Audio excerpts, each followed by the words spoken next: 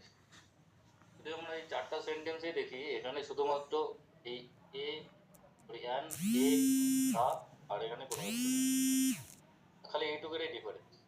এবার যদি দেখি এখানে মেন পারপাসটা হচ্ছে এই ওয়ান এর আগে এ বসবে না, অ্যান বসবে না, দা বসবে, ভাওয়েল অ্যান্ড কনসোনেন্টের বিষয় নিয়ে।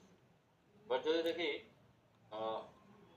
এ, ই, আই, ও, ইউ, এই পাঁচটি ভাওয়েল আমরা ছোটবেলা থেকে পড়ে আসছি। আগেও একটা কোশ্চেন ছিল, এই পাঁচটি ভাওয়েলের আগে আমরা সবসময় ভাওয়েল দিয়ে কোনো ওয়ার্ড শুরু হলে তার আগে সবসময় আমরা অ্যান বসাই এবং বাকি যে কনসোনেন্ট আছে কনসোনেন্টের আগে দিয়ে। কিন্তু যখন এই ভাওয়েল কনসোনেন্টের মতো সাউন্ড দিয়ে উচ্চারণ করবে, তখন তার আগে আমরা হচ্ছে এ বসাবো। যেমন এখানে যদি আমরা দেখি ওয়ান দেওয়া আছে, এই ওয়ানের উচ্চারণটাও one, Y O N E, one, এই মতো ওয়ার মতো উচ্চারণ হচ্ছে, কনসোনেন্টের মতো উচ্চারণ হচ্ছে ওর। তার জন্য এখানে অবশ্যই কি বসবে, এ বসবে। যেমন হচ্ছে ইউনিভার্সিটি